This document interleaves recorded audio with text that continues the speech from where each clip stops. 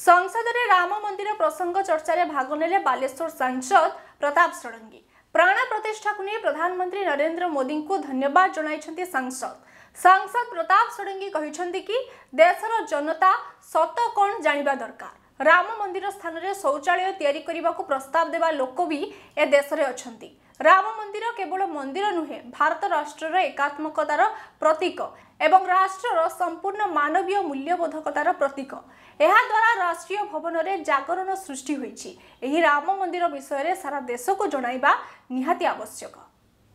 मैं आपको आभार व्यक्त करता हूं, इसमें मेरा श्रद्धा निवेदन करने के लिए श्री राम जन्मभूमि की भूमि में जो मंदिर प्रतिष्ठा हुआ, इसके विषय में चर्चा करने का मौका मुझे देने के लिए मैं आपको कृतज्ञता प्रकट करता हूँ।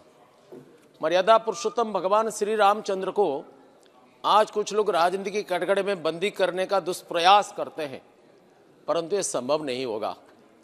इस देश में नस नस में राम विराजमान करते हैं। जब बच्चा पैदा होता है, उनके काम में राम नाम दिया जाता है, और जब थक जाते हैं राम राम कहते हैं, अभिनंदन करने से जय श्री राम करते हैं, और मरने के समय राम नाम सत्य है कहकर हम जाते हैं। वही राम दशरथ का बेटा, वही राम घट घट में लेटा, वही राम जगत पसेरा, वही राम सबसे न्यारा। ये राम एक मर्यादा का प्रतीक है।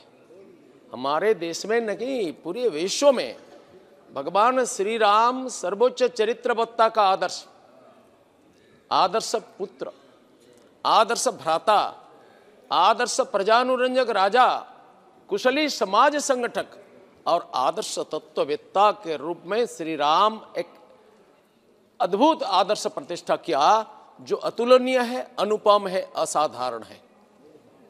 मर्यादा पुरुषोत्तम भगवान श्री रामचंद्र को सांप्रदायिकता के कटघरे में बंदी करने वाले इस देश में कुछ कम नहीं है। कुछ लोग तो बोले हैं कि भगवान श्री रामचंद्र के जन्म स्थान पर एक शौचालय बना दिया जाए। क्या देशभक्ति? क्यों? क्योंकि विदेशी आक्रांता बाबर को इस देश का अनन्य राष्ट्र पुरुष राम के साथ बराबर करने वाले इतिहास का विंजियंस को सामना करना पड़ेगा। अधिष्ठाता महोदय, भगवान श्री राम का अनुपम दिव्य चरित्र, उनका जीवन, त्याग, सेवा, सत्यनिष्ठा, चरित्रवत्ता, परदुख कातरता और प्रजानुरंजन का सर्वश्रेष्ठ आदर्श है। वो सामाजिक समरसता और राष्ट्रीय एकात्मता का प्रतीक भी है। आचंडाल ब्राह्मण सर्वत्र उनका प्रेम का वारित प्रवाह है। आचंडाला प्रतिहतरतयो यस्य प्रेम प्रवाह।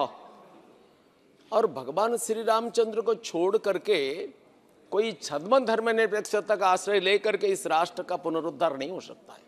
उन्होंने क्या किया? उनके समय में इस समाज में एक प्रकार का विभाजन का चरम परिस्थिति आ गया था। आर्य संस्कृति, शावर संस्कृति, निषाद संस्कृति, राक्षस संस्कृति, ऐसा कई प्रकार का विभाजन। लेकिन श्री राम ने इसको जोड़ दिया। श्री राम का आविर्भाव क्यों हुआ?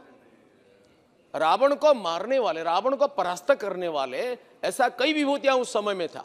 बाली, जो इनको कोख में 6 महीना तक जाग करके चला था, रावण उनके सामने कुछ नहीं है।